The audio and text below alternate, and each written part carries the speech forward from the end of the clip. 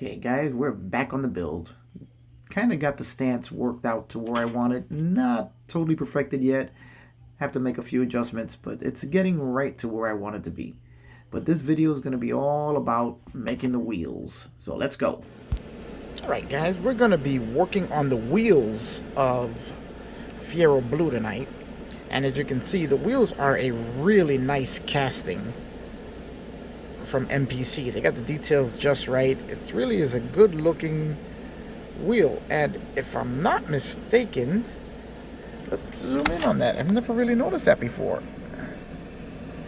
If we look really close there is an actual small engraved Fiero emblem in each wheel. I've never noticed that before until I zoomed in with the camera.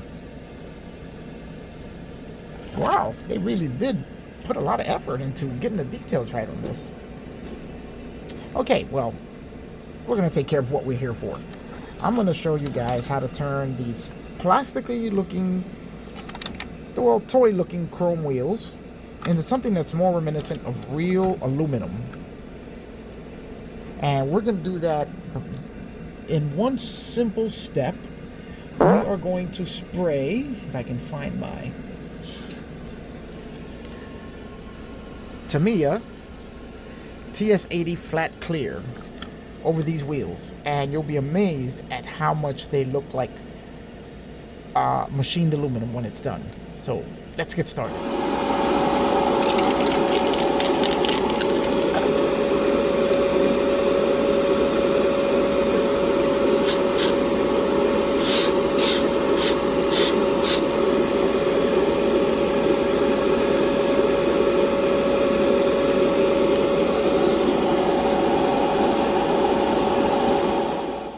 After spraying the wheels with the matte flat clear, I'm then going to spray them with the semi-gloss to bring back just enough of the shine to give them that polished aluminum look. As you can see, right after I spray it, they start to appear to be much shinier than they were with the matte color on them. I think that this is a nice blend between the shiny and the flat, kind of falls right in the middle, and spraying the matte clear first gives you a flat base to work on to bring up just enough of the shine to make it look like polished aluminum. Alright, so now you can see it's got a very realistic polished aluminum look without going through all the hassle of stripping the chrome off of it. One coat of flat clear and a couple of coats of semi-gloss clear, and you have a very realistic looking aluminum out of that overly shiny toy chrome. Now I just have to paint the center of the wheels once all of this dries and clears, and we'll have some really good looking Fiero rims. Alright, now here we have the polished aluminum look similar to the real car. And the original, well, this is the extra shiny super chrome from one of the kits. This is a much more realistic look based on the aluminum of the real car. Although the super shiny looks kind of nice too, but not going to match the original look of the real car. As you can see, it's got just that satiny finish of the real car, of the rims on the real car. Looks cool, I think. Now comes the really fun part, which is hand painting the center of the wheel. I'm going to be using the Tamiya metallic gray and hand painting each center of the wheel, leaving the center cap, the hub cap, in the original, now semi-gloss aluminum looking silver. So let's get busy and do some painting.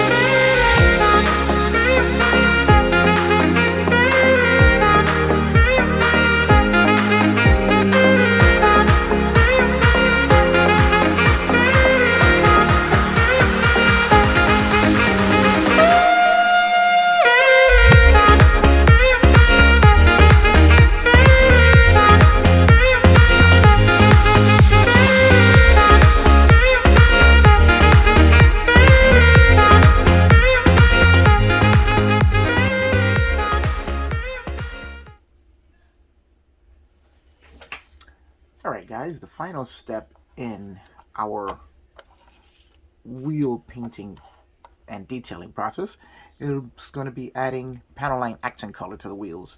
That's going to fill in all the deep recesses in the wheel and give us all the shadows and dark areas that we need to finish off the look. The lace wheels are supposed to be all opened in between all the spokes, so that's going to be represented by the dark areas. So we're going to fill the areas in and finish these things off.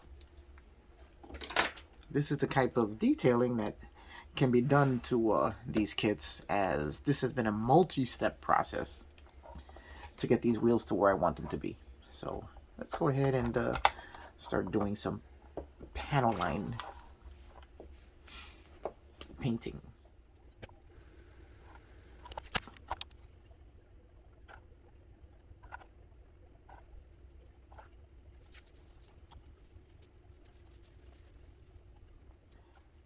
Alright guys, so now you can see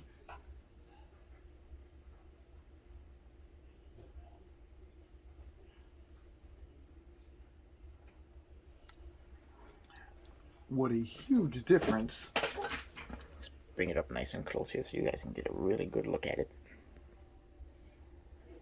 There we go. Now you can see what a big difference the panel line paint makes. Really makes all of the spokes stand out while keeping all the shadows in black, which really sets these wheels off.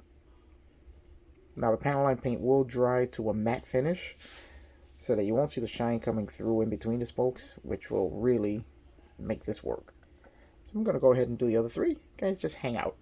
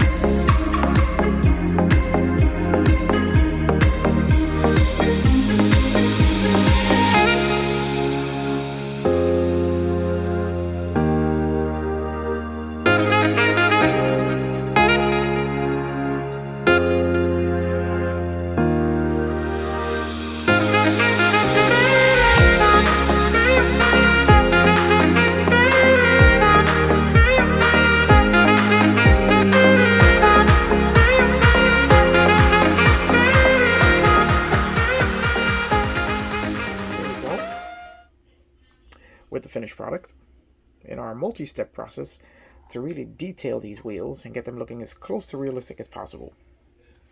I may have to go another coat of the gray on this one, as this one appears to be a little bit lighter than the rest. So we're going to have to probably just do this one a little more. Okay, now that is our multi-step process, which involves step 1, which is giving a semi-gloss coating to the wheels to knock down the chrome a little bit, makes them look more like polished aluminum. Step 2 is painting the wheel centers in the metallic gray from Tamiya, which is XF56. Third step is to give another coating of the semi-gloss over the gray to give it a little bit of a shine. And then the fourth step, which is to use the Tamiya panel line paint to darken in all the recesses behind the wheel and give them a much more realistic finish.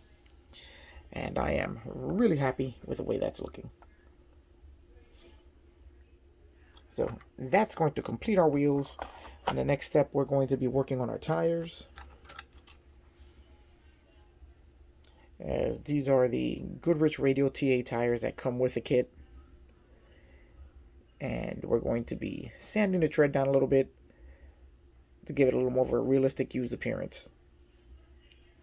Alright guys, let's keep going. Alright guys, now that we've got the wheels done, we're going to talk about how we're going to mount them to the chassis. Because what we don't want is to have this. This is how the kit wheels actually look when they're mounted to the car. You see how far they stick out? That's exactly what we do not want. So I'm going to show you what I came up with as a solution. I take the kit hubs that these wheels are supposed to be mounted with, and these hubs go inserted into the wheel back, into the wheel backs, and then the disc brakes are put on, and then you have install that whole assembly onto the spindle. And what I found is that that is what causes everything to stick out of the body. There's just too much back there, and it doesn't recess. The offset's completely wrong. So what I do is I take the hub, and I've already done my measurements. I just cut the rear flange off the hub. This is what it looks like. That's what it looks like normally. I cut that off, and I use the upper part of the hub as a spacer. And that's going to be glued right to the back of the wheel. I had a little Mod Podge in there just to test the fitment. And it does work. And it brings the wheel right up to the edge of the body without sticking out. And that way, and this way you can work on your wheel spacing and centering your wheel right on that hub.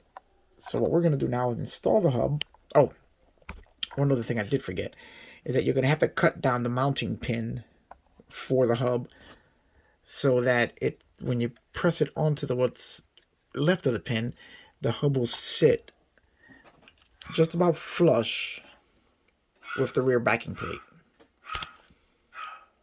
And that will give you the proper spacing for your wheel and get it to sit exactly the way you want it to. So we're going to do that now. Then we're going to put a little paint on the hub because you don't really want to see this white hub sticking out. I mean, you're not really going to be able to see it, but just in case, we're going to paint it anyway.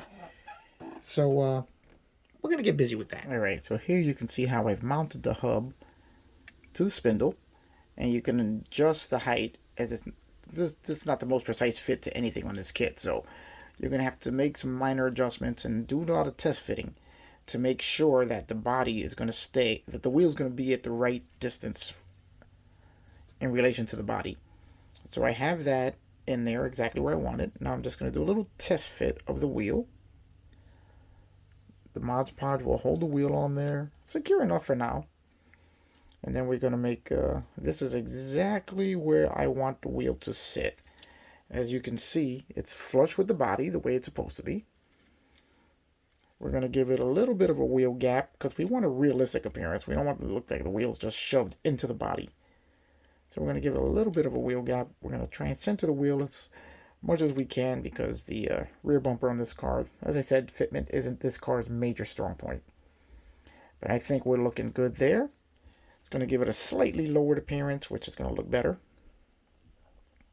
All right, we're good to go. Now it looks like the Mod Podge is starting to grip. So this may be where it's going to stay. We'll see. If the Mod Podge gives us a strong grip, then we won't have to do anything else to that wheel. Alright, we took the wheel off because I want to have a more secure bond than just that Mod Podge. So we're going to be using some CA glue for that. But before we do that, what we are going to do is we're going to permanently attach the spindle, since we have it right where we want it. And we're going to attach the hub to that spindle. That is exactly where we want it. And to do that, it's just going to require a little application of Tamiya.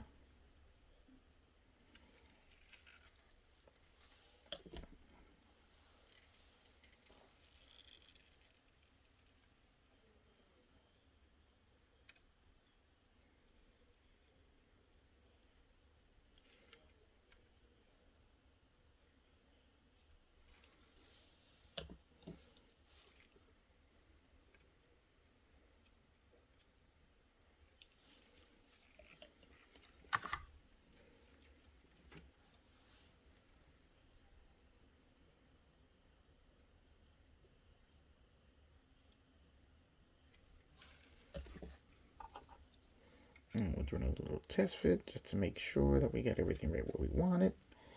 And that's looking good right there. Now we're going to make it just a little bit higher. I think right about there is going to be a good fit for this wheel.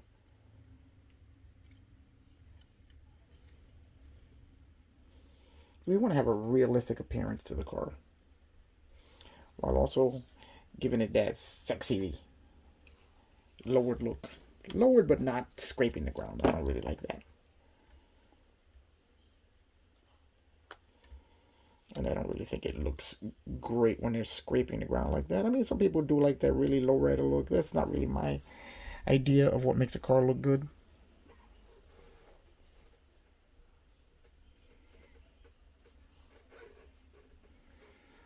That looks good right there.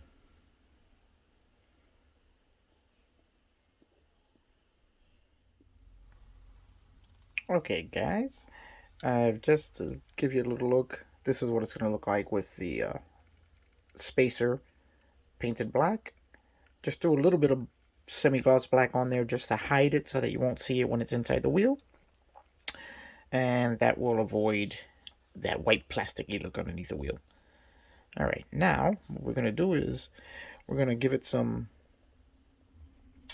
No, I think I want to use the stronger stuff because we want a really hard bond so that the wheel doesn't pop off. So I think we're going to use the extra power thick. I think that's going to be a little... Or better yet, no, we're going to use our testers, which I think has the strongest bond. And the testers also takes a little while, so it allows you don't want it to set up immediately because you're going to want to make sure that you have your spacing just right. So what we're going to do is we're going to put the super glue on the back of the wheel and then install the wheel. George Barris built car. So okay, so he let me built just this one pause for an this. episode. Now, what I did was I scraped off as much of the chrome as I could back here because I really wanted to bond to the plastic so that we don't have any issues with the wheel popping off with regular usage. Now, let's just pop the wheel in the tire right there. You know what? I think I am going to put a little wear on these tires. And I'll show you how to do that. Alright, let's move this little puppy out of the way. And now we're going to show you. You want to put some wear on the tire because you want it to give you a realistic appearance. You know, if you want to put a used tire or a tire that's been on the road. If you're doing a brand new tire, you don't really have to do this. But this is how we do it. I take my little hand drill here, put a socket on it from 10 to 13 millimeter, depending on the size of your tire, of your wheel, and then we'll just run it right on some heavy grit sandpaper, and you can see how it's sanding down the tread on the tire, and that's going to give it a realistic appearance of a tire that's been driven on. You know, and how much wear you want depends on just how much you're going to do this.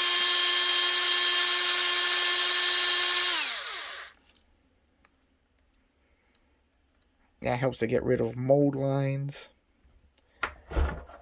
And like I said, just giving a realistic look to the tire.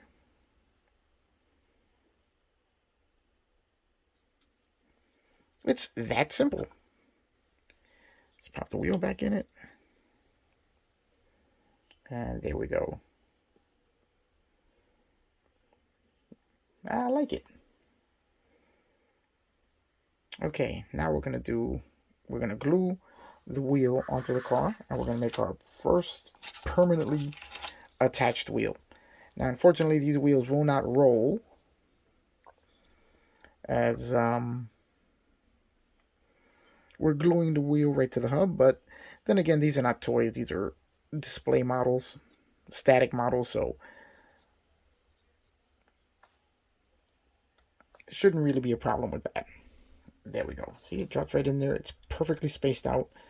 The tough part is going to be making sure we have the exact same spacing on the other side, which is going to require measurements, more measurements, and more measurements.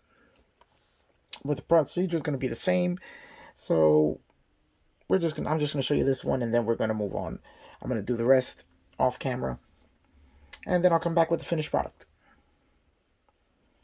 So here we are here. That looks good to me. I like the spacing around the wheel well. So now it's time to apply our super glue. Get it all in there. You want to make sure you cover it completely.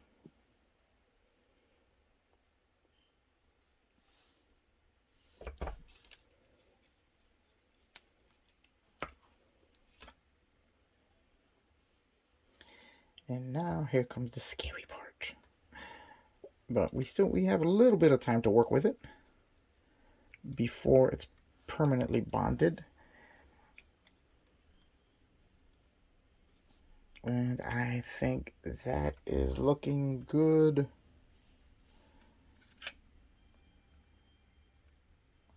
Okay, it's starting to tack up now. I can feel that. Right there. I am happy with the way that's sitting right there.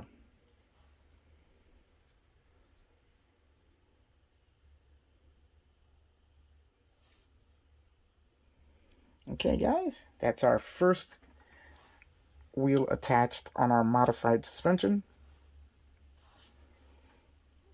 Gonna go ahead and do the rest, and we'll be back.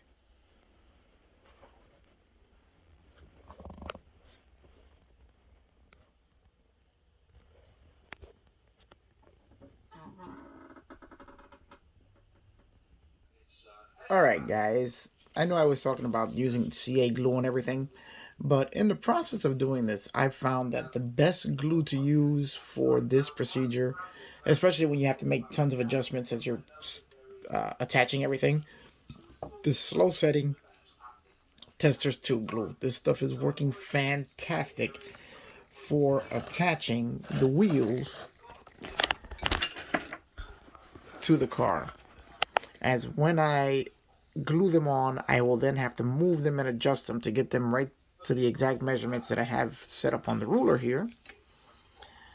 And that doesn't involve some adjustments after the wheels are attached, and this glue does set up very slowly, so you will be waiting a while for it to fully cure, but that is exactly what you need. You can apply the glue, you can let it sit for a while as it starts to get tacky, then you install the wheel and tire, and once you get it exactly where you want it, the tackiness will hold it in place until it dries. And still have not found anything better than this for when you need something to set slowly to make all the adjustments after you attach it. All right, we're gonna keep going with this thing. All right, guys, we're getting the wheels going. We have one side is done, and now we are working on the other side.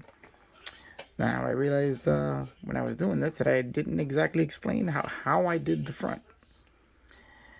Well, it's very similar to the rears, except that on the fronts I do not cut the flange off the back of the wheel hub here, as you're going to need that extra bit of distance to push the wheel out further to the edge of the body, as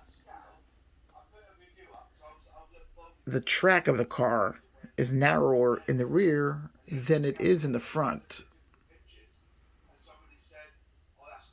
So you're going to need to push the wheels out a little bit further using the full wheel hub as opposed to the cut down version as I used on the rear. Now, another thing with doing this is I'm usually a stickler for keeping as much realism in the model as I possibly can, but there are some compromises to be made. This model does not have the suspension sitting in the correct place, as the struts, let me use my little pointer here, the struts, instead of being positioned in center in the rear wheel well, are actually sitting a little further to the front. So that pushes the wheel further to the front of the wheel well. As you see on the cutaway fiero, this is where it sits as the kit is, if the kit is built as designed. As the chassis is sitting too far forward. So what I did was, since I was creating my own mounting point for the wheels, I moved them to a center position in the wheel well on both sides. Now, that really doesn't lend well to a realistic portrayal here, as the wheels are not centered in relation to the axles. But it's a little bit of the realism you're going to have to give up to have a model with the wheels sitting where they're supposed to, and so that it gives it a much more realistic appearance.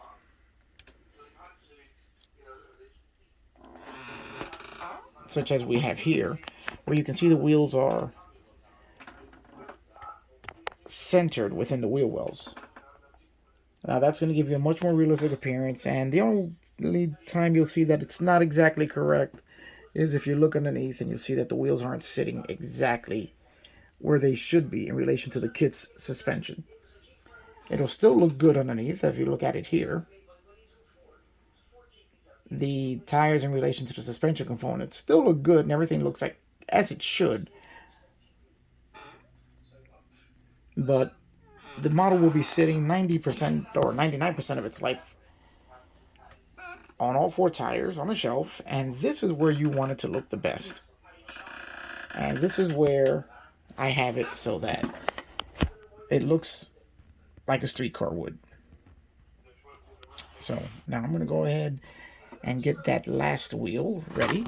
I did have to repaint the gray in it a little bit to darken it up a little, as it was a little too light and you could see some of the chrome coming up underneath it. So that's been repainted. I'm going to touch up the black, and then this last wheel will be ready for install. Now, you might be asking, how do I keep the car level since there's no set mounting position and I'm making it up as I go along? What I do is I take a measurement of the wheel from its lowest point to the top of the wheel well. And that gives me the distance that my tire has to be as far as the height of the wheel goes to maintain the right height that I want. And then I just duplicate that measurement on this side, or as close as I can get. There may be a little give and take that you'll have to make some adjustments, as the kit on both sides is not exactly the same. But as you can see here, our right height is almost dead on to the left and the right sides. And then as far as centering the wheel goes, we take another measurement here to make sure that we get it as even as possible between the wheel well and the tire. And that allows us to get the wheel as centered as we possibly can. And as I said, as you can see here, let me see if I can give you guys a little light. It worked out very well on this side. And now we're in the process of finishing it on this side. So we're going to get back to that and be done with the wheels and tires. And once that's done, then it comes to all the finishing details, and Fiero Blue will be ready. So seeing as how you already know what it looks like with the wheels and tires on it, I'm going to go ahead and finish that off camera and end this video here, as it has gone on very long, and I don't want to give you guys a completely finished look at the car yet. We've got to save something for the review. So you'll see it on 3, not on 4 tires. And we'll keep coming back with the next episodes until we get to the final reveal of all 3 cars. Alright guys, I guess that's it for now. Remember, like, subscribe, give a thumbs up, hit that notification bell, so that way you'll be notified of when the next episode comes up. And keep watching the videos, because I'm making them for you guys, as well as myself. And this is turning out to be a really cool build, and I'm really enjoying it, and I hope you guys are too. Alright, I'll see you guys on the next one.